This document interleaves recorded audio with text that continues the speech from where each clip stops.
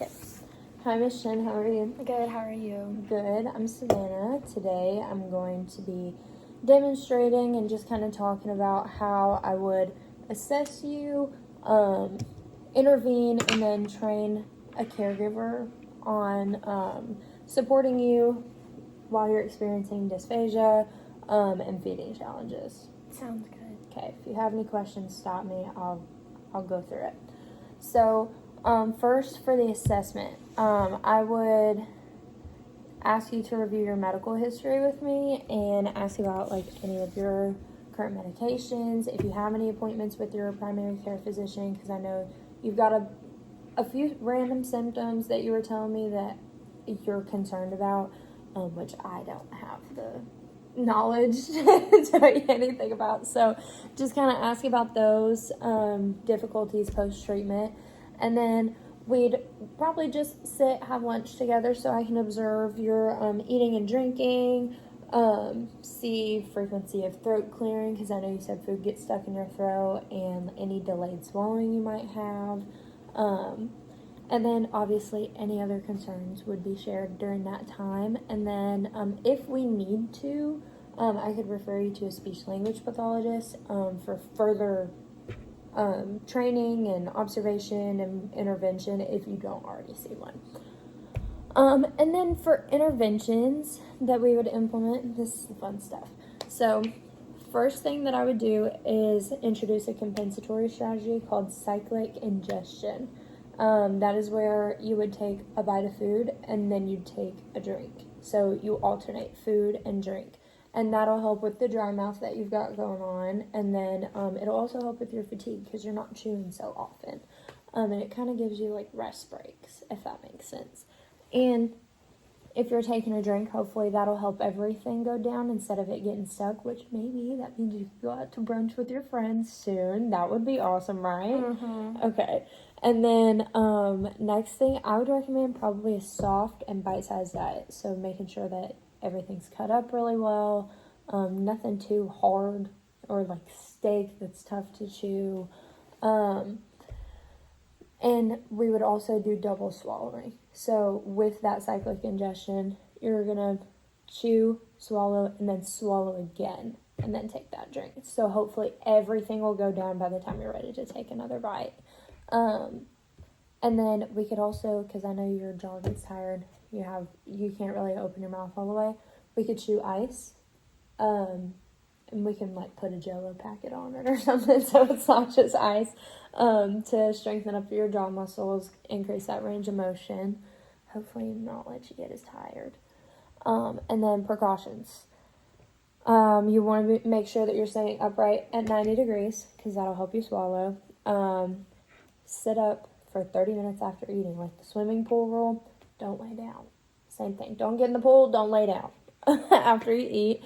And taking small bites are very, very important because that'll prevent aspiration, choking, pneumonia, further medical complications that we just don't want. So just make sure you're chewing everything really well, small bites, all of that good stuff. And then for your daughter, this is what I would tell her. I give her a handout with ideal foods for that soft and bite-sized diet. And then both of you could participate in an activity involving meal planning and then maybe making that dinner together that adheres to the diet and then just eating together because that is an intervention for us. And while y'all are eating, I would teach your daughter the warning signs for aspiration, choking, which are watery eyes, gagging, and make sure that we can ensure your safety. If she does notice those, we'll implement a plan for choking or aspiration, okay? And then for her training session, I would introduce that concept of soft bite-sized diet, teaching your daughter proper size for bite-size because it's smaller than you think. It's weird. And permissible foods. And then I would mention the social aspect of eating because your friends are important. You live alone, like friends are important. You need to socialize. So maybe encouragement to eat similar meals to her, like y'all can eat together every once in a while. And again, that proper positioning. I would also teach her what the cyclic ingestion means, so that way she can remind you, because building new habits while you eat after 50 something years of living, that's going to be hard. So she can remind you of that, and how to do that safely.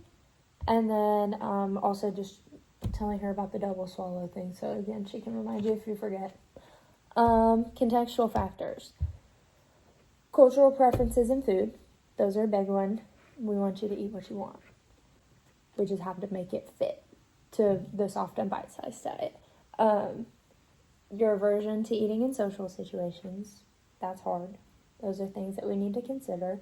And then the fact that you live at home by yourself. That's something to consider as well. And to address those cultural foods, we could cut them into small pieces, moisten them a bit if we need to make them softer.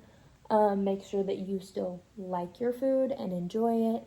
And then social situations, like I said, your daughter can come over, y'all can cook together, have a meal together, maybe invite your best friend, maybe her best friend, over and just kind of hang out and have a little meal. Maybe make some soft brownies or something, And then for you living at home alone, just seeing if your daughter lives close, if she would want to come over often, especially during mealtime, since we do have the concern of choking, gagging, all the things, and making sure that we have an emergency communication device that is easily accessible. The life alert buttons? Mm-hmm. One like that, but if you feel yourself okay, I think I need help, then you can do that, and that'll immediately send a message to her, and she can make her way over. But those are all the things that I have for you. Do you have any questions for me? No? Awesome. Thank you.